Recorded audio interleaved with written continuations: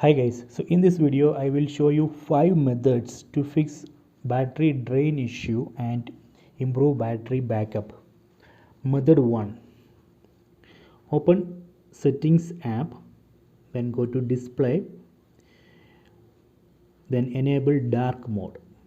So dark mode will help you to save battery power. So that is the method 1. Method 2. Don't keep too many apps in the background.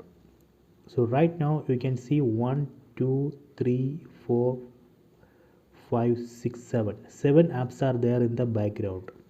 Actually Android caches all these apps,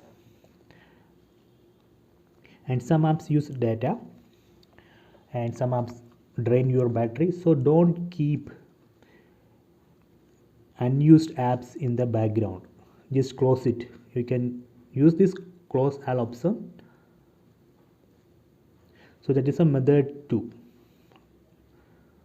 Method 3.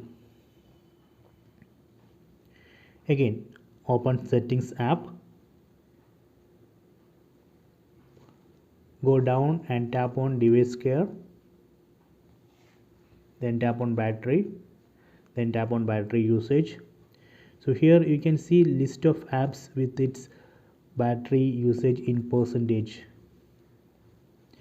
So as per this list, One UI Home has highest battery usage, 5%. Chrome has 4%, YouTube has 1.4%. So from this list you have to find the apps which has high battery usage, then select that apps. For example, I am going to select Chrome, then enable this option, put app to sleep. So when we enable it, it put this app to sleep immediately when it's not in use. So you have to select all the apps from this list, apps which has high battery usage, then enable this option. For some app you cannot enable that. For example, Google Play services, see it's disabled. That is a method 3. So method 3 has some more options like power mode. Let me go to power mode. You can see 3 modes: optimized, medium power saving and maximum power saving. So let me select medium power saving. You can see as per medium power saving mode, it extends your battery life to 1 day 9 hours. These are the medium power saving mode settings. If you want this, you can tap on apply. You can see it's doing some optimization. Okay, done. So let me check maximum power saving. You can see as per maximum power saving, it's extend your battery life up to 4 days 12 hours. If you want, you can tap on apply and use it. Let me cancel it. So here you can see adaptive power saving. So if you enable adaptive power saving, you don't need to manually select power mode from these 3. In adaptive power saving mode, it automatically detect which mode is suitable for you based on your usage. Okay, so let me go back. Let me go to app power management. In app power management, make sure that you have enabled these 2 options, adaptive battery and put unused apps to sleep. You should enable these 2 options. Okay, then in this list, sleeping apps, in this list you can add more apps for which you want to enable sleeping mode.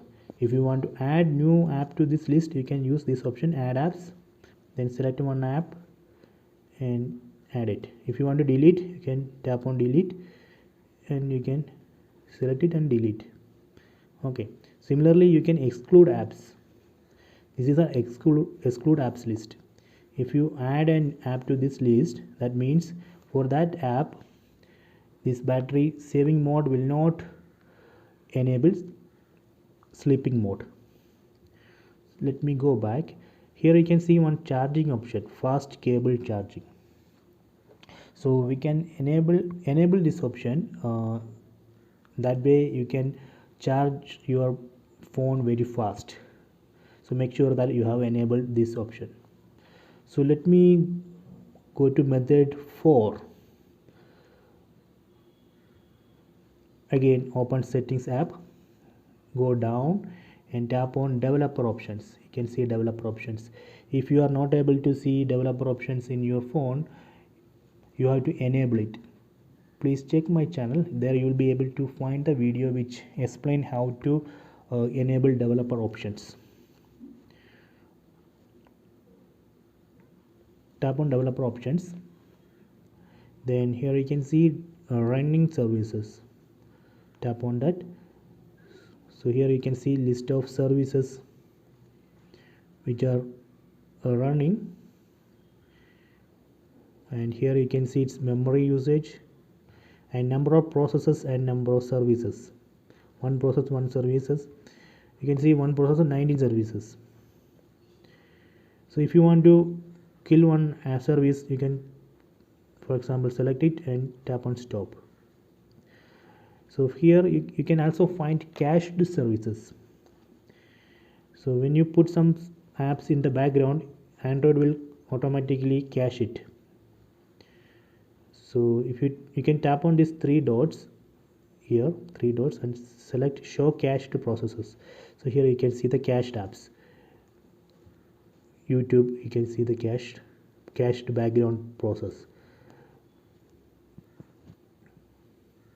Chrome is here, you can see. So if you want to clear the cache, or if you want to remove the service from the Android cache, you can tap on the service or app, then tap on stop. So that way you can save battery. So that is a method 4. In method 4 I need to show one more thing.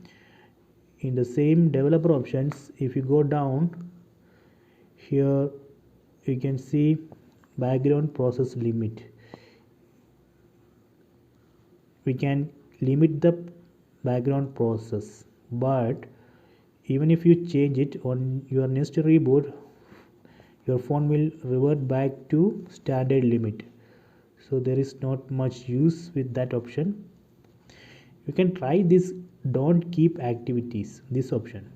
If you enable this option, what will happen is it destroy every app as soon as the user leaves it. I will show you one example. Now I have enabled this.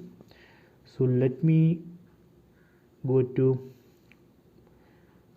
Play Store, then let me minimize it, then again switch to Play Store. You can see when I switch to Play Store, it's loading, it's reloading every time when I switch to Play Store, because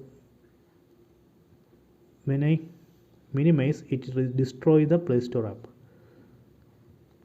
When user leaves, it destroy. So that is what happening. So let me disable this option, then check. I have disabled it. Now let me switch to Play Store. First time it reload, but in the second time you can see it's not reloading. There is no reloading. See. So we can use this option if you are a single app user, and you are not doing app switching frequently. For example, if you are using only Facebook or WhatsApp, in that case you can enable it and use. Okay, there is no problem.